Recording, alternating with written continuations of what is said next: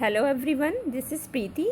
I present in front of you with a video for class 10th, and today we come to the chapter 12, electricity, and the discussion topic is electric current. So before starting the topic electric current, we want to discuss first of all what is electricity. तो कुछ pictures मैंने Google search engine से आप लोगों को ये explain करने के लिए हेल्प मैंने लिया हुआ है, तो उनकी हेल्प से मैं आप लोगों को एक्सप्लेन करूँगी। देखिए, हम लोग बात करते हैं, यहाँ पर एक छोटा सा पिक्चर मैंने अटैच किया है कि कैसे जो हमारे पास जो जनरेशन प्लांट है इलेक्ट्रिसिटी का, वहाँ से हम लोग कैसे जो इलेक्ट्रिसिटी है वो घर तक पहुँचती है, ठीक है। और आफ्टर दैट उसका यूज़ कैसे होता है। देखिए, हम लोग बात करें, देखिए ये हमारे घर तक पहुंची है, सप्लाई लाइंस हैं, वहाँ हमारे घर तक पहुंचने के बाद उसका यूज़ कैसे होता है हम लोग उसे डिफ़ाइन भी कर रहे हैं। Electricity is a form of energy which makes possible to operate the electric appliances. अगर इलेक्ट्रिक अप्लायंसेस की हम लोग बात करें तो देखिए, we can operate television, electric geyser, electric fan, mixer grinder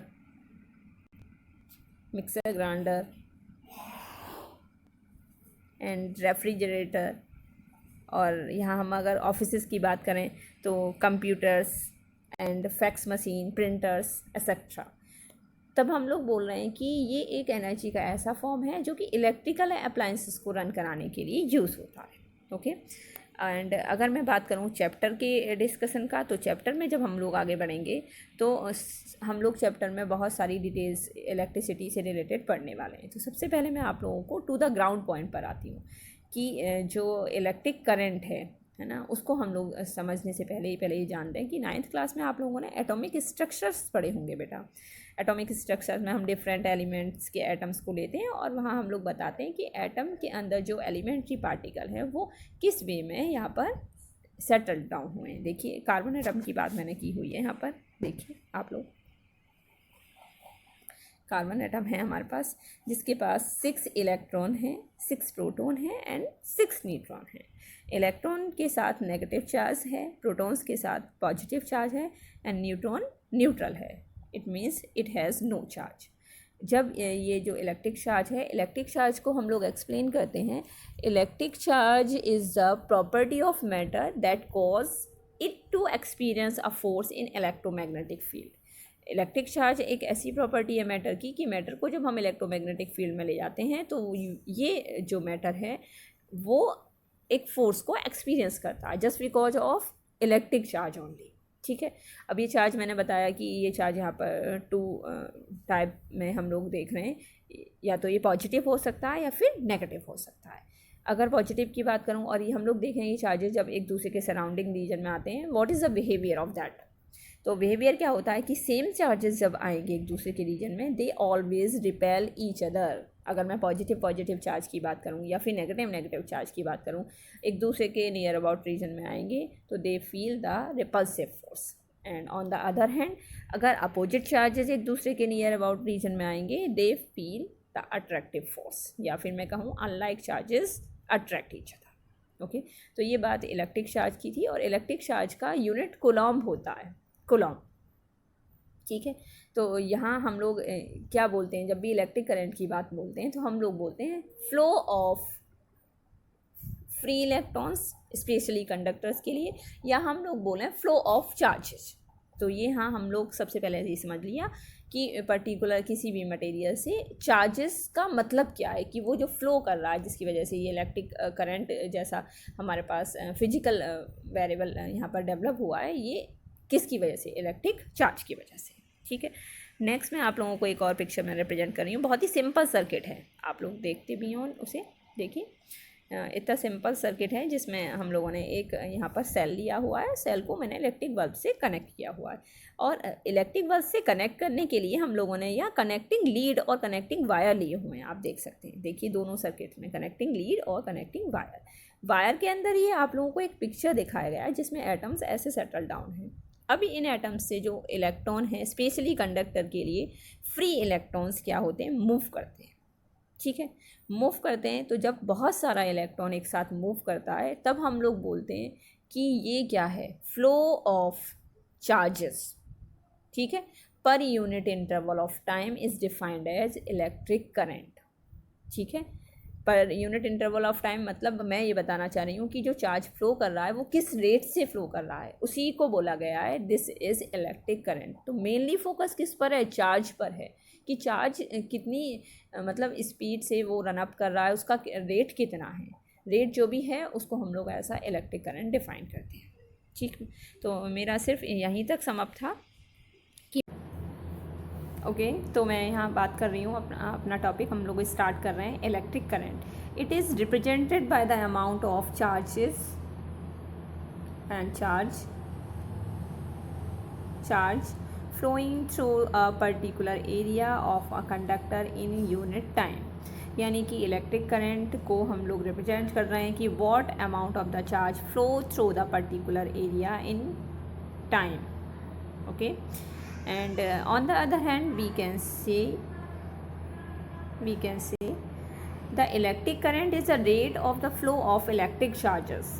यानी कि जो हमारे पास चार्ज फ्लो हो रहा है वो किस रेट से हो रहा है in the circuit using wires, या हम लोग बात करें कि हम लोगों ने कोई वायर यूज़ किए हुए हैं सर्किट में, electron constitute the flow of charges.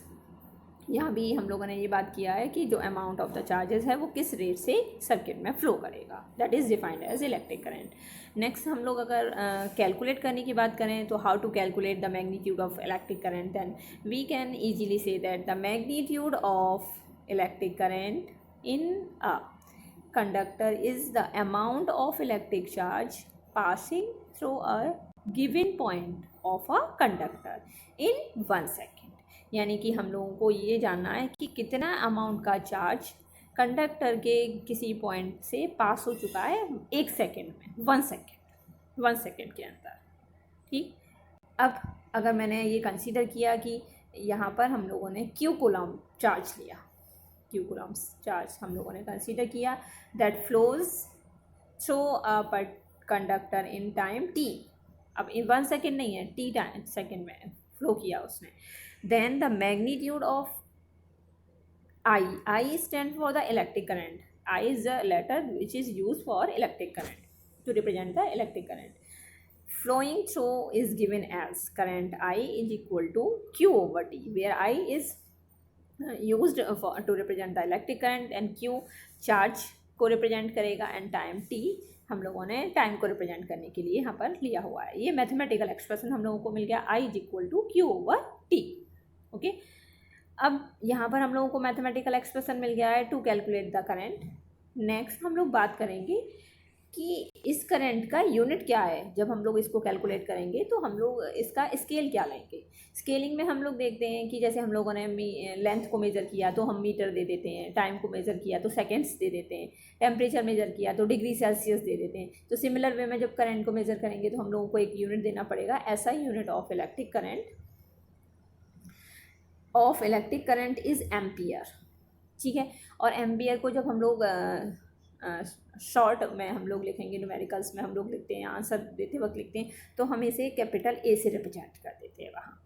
अब बात आती है कि अब ये 1 एम्पियर कितना होगा, 1 एम्पियर को हम कैसे डिफ़ाइन करेंगे।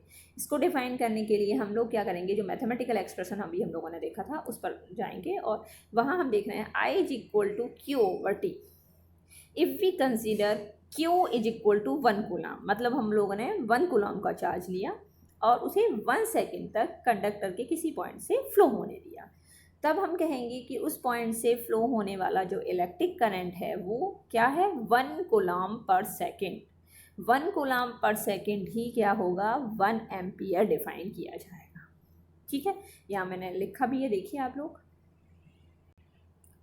1 ampere is equal to 1 coulomb per second. कभी कभी ये एग्जाम में आप लोगों से पूछ लिया जाता है।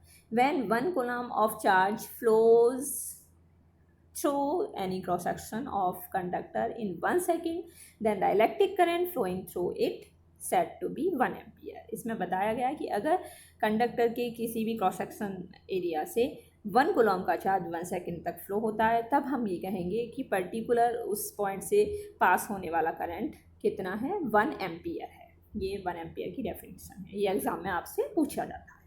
नेक्स्ट हम लोग बात करें other unit of electric current. कभी कभी स्मॉल अमाउंट का इलेक्ट्रिक करंट फ्लो होता है तो उसके लिए कुछ यूनिट्स लेनी पड़ती है। जैसे डिस्टेंस की हम लोग बात करते हैं तो हम लोग मिलीमीटर भी मेज़र करते हैं, मीटर में भी मेज़र करते हैं। सिमिलर वे में हम लोग यहाँ पर मिली एम्पियर भी यहाँ पर लेंगे। देखिए मिली एम्पियर हम लोगों ने डिफाइन किया, 1 milli ampere is equal to 1/1000 ampere, that will equal to 10⁻³ ampere. और भी छोटी यहाँ पर यूनिट दी गई है माइक्रो एम्पियर, जिसका सिंबल मैंने यहाँ बनाया हुआ है माइक्रो का। 1 micro ampere is equal to 1/10⁶ ampere, that will equal to 10⁻⁶ ampere.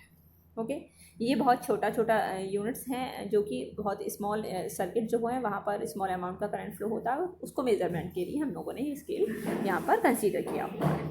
ठीक है, अब बात करते हैं हम लोग मेजरमेंट ऑफ इलेक्ट्रिक करंट की। भाई कि इसको मेज़रमेंट कैसे किया जाएगा। जैसे हम लोग थर्मोमीटर से टेम्परेचर मेज़र कर लेते हैं, मीटर स्केल से हम लोग डिस्टेंस मेज़र कर लेते हैं, एंड स्टॉप वॉच से हम लोग टाइम टेकन मेज़र करते हैं। तब करंट को मेज़र करने के लिए क्या यूज़ किया जाएगा। करंट को मेज़रमेंट के लिए हम लोग electric current is measured by the device और instrument that is known as ammeter. Ammeter हम लोग यूज़ करेंगे, अमीटर यूज़ करेंगे। तो देखिए अमीटर हम लोगों ने यूज़ किया। Ammeter is a device that is use to measure the electric current and it is connected in series with circuit। अब हम लोग यहाँ देखेंगे कि इसको हम लोगों ने सीरीज़ में क्यों कनेक्ट किया। ये क्वेश्चन पूछा जाता है एग्जाम में। Since the entire current pass through the ammeter therefore an ammeter should have very low resistance. क्योंकि हम लोगों ने इसे सीरीज़ में लगाया हुआ है, सारा का सारा करंट उस अमीटर से होकर गुजरेगा। इट मीन्स हम लोगों को एक ऐसा अमीटर चाहिए जो मिनिमम रेजिस्टेंस रखे, जिससे आसानी से उसके अंदर से पूरा करंट फ्लो हो जाए। तो ये प्रॉपर्टी है अमीटर की। अगर अच्छा अमीटर है तो it should have minimum value of resistance. ये बात आप ध्यान रखिएगा, ये एग्ज़ाम में आप लोगों को पूछ लिया जाता है। क्योंकि हम लोग ये चाहते हैं कि अमीटर के अंदर से पूरा करंट स्मूथली फ्लो हो और उसको एक्चुअल जो वैल्यू है उसका मेज़र करके बता पाए। नेक्स्ट हम लोग आते हैं कि ये जो थ्योरी मैंने आप लोगों को बताई, इस पर एक बेस्ड न्यूमेरिकल है। इसको आप लोग समझेंगे तो अपना पढ़ा हुआ जितना भी टॉपिक है आपको क्लियर हो जाएगा। देखिए, a current of 0.5 ampere is drawn by a filament of a electric bulb for 10 minutes. Find the amount of electric charge that flows through it. इसमें आपको करंट दिया गया है, कितने समय तक वो फिलामेंट के थ्रू फ्लो हुआ, ड्रॉ किया गया, टाइम दिया गया है। फिर आपको पूछा गया है कि कितने अमाउंट का करंट या कितने अमाउंट का चार्ज यहाँ फ्लो होगा।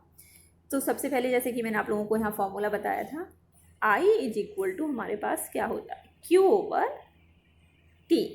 ठीक, इसी फॉर्मूले को यूज़ करना है, मैथमेटिकल एक्सप्रेशन।